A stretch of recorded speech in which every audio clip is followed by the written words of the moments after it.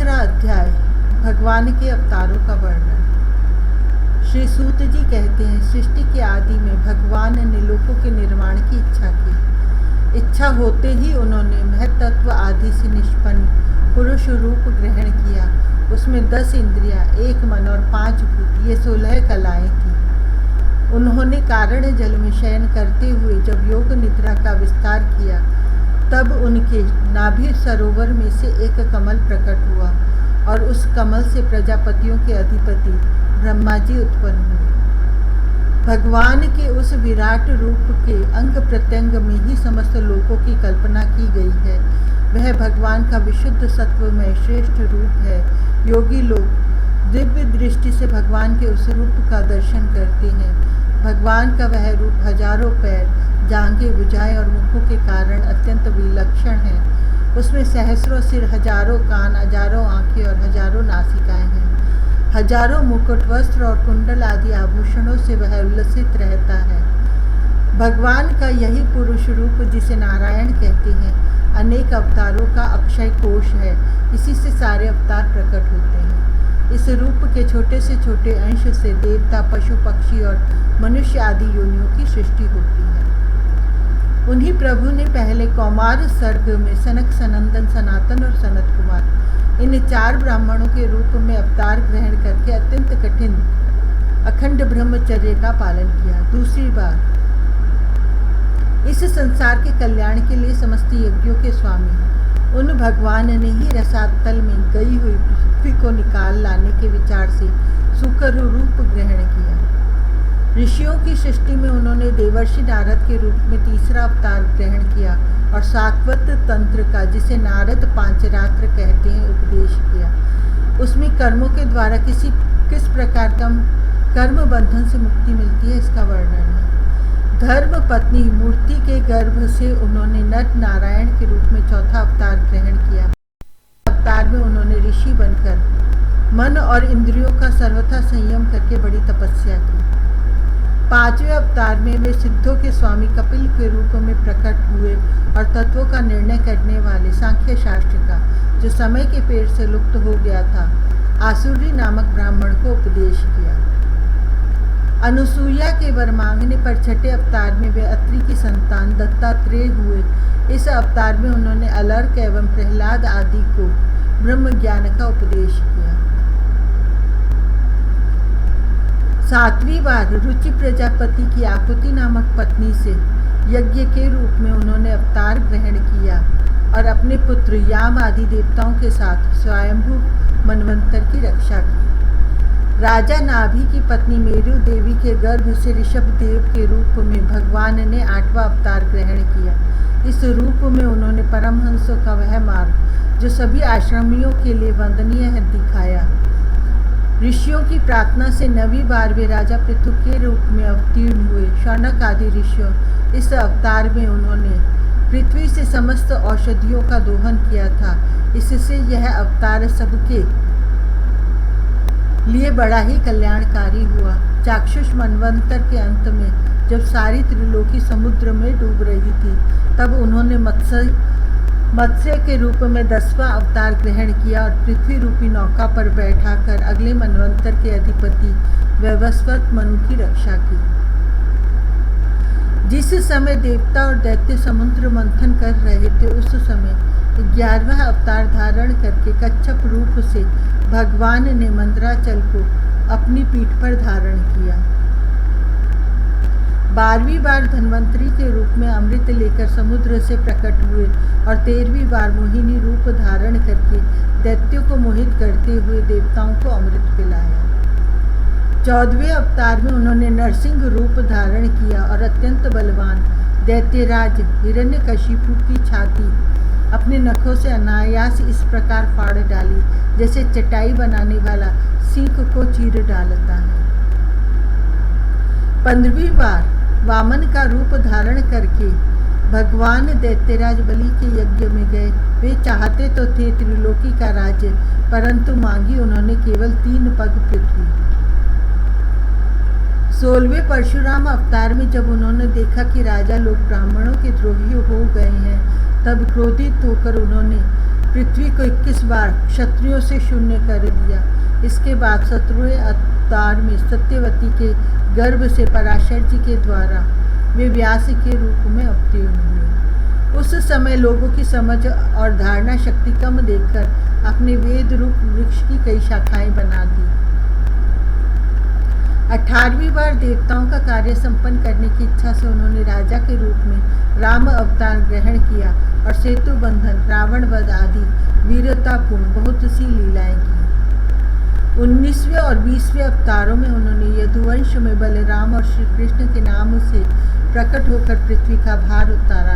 इसके बाद कलयुग आ जाने पर मगध देश बिहार में देवताओं के द्वेषी दैत्यों को मोहित करने के लिए अजन के पुत्र रूप में आपका बुद्ध अवतार होगा।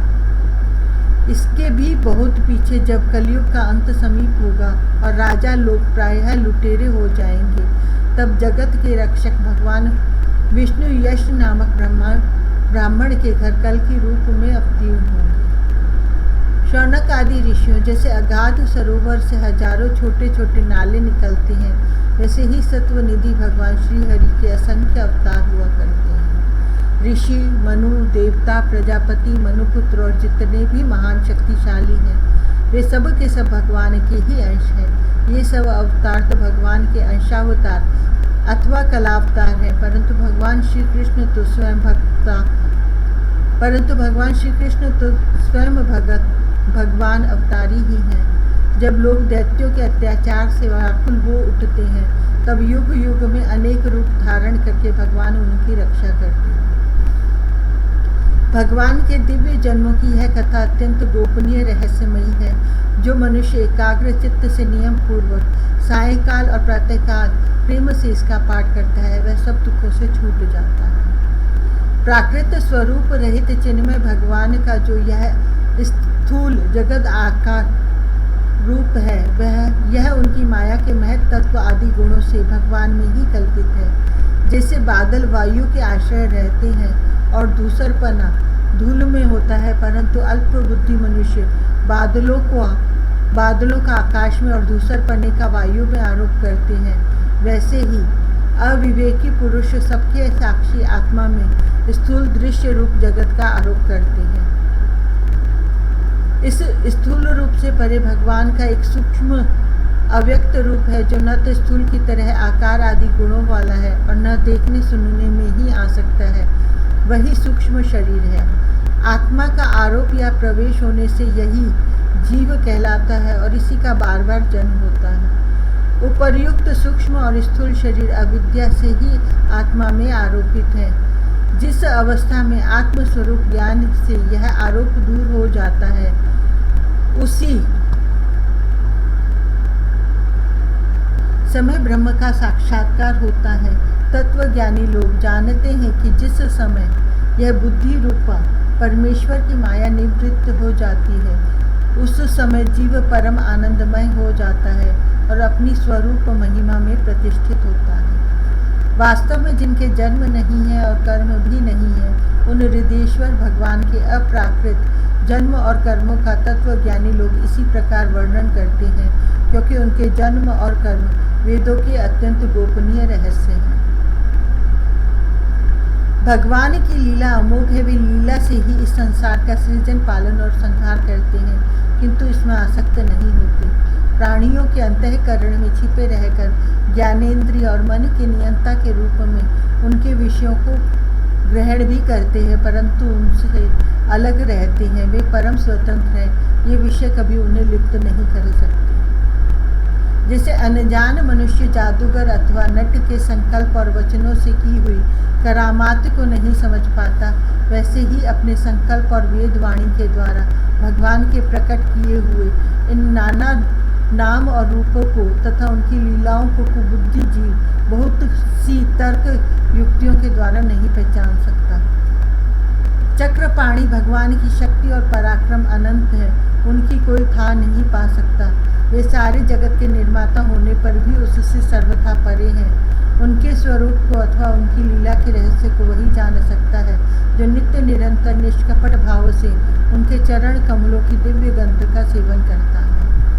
सेवा भाव से उनके चरणों का चिंतन करता रहता है। शौनक आदि ऋषियों, आप लोग बड़े ही सौभाग्यशाली तथा धन्य है जो इस जीवन में और विघ्न बाधाओं से भरे इस संसार में समस्त लोकों के स्वामी भगवान श्री कृष्ण से वह सर्वात्मक आत्मभाव, वह अनिर्वचनीय अनन्य प्रेम करते हैं जिससे फिर इस जन्म मरण रूप संसार के भयंकर चक्र में नहीं पड़ना होता।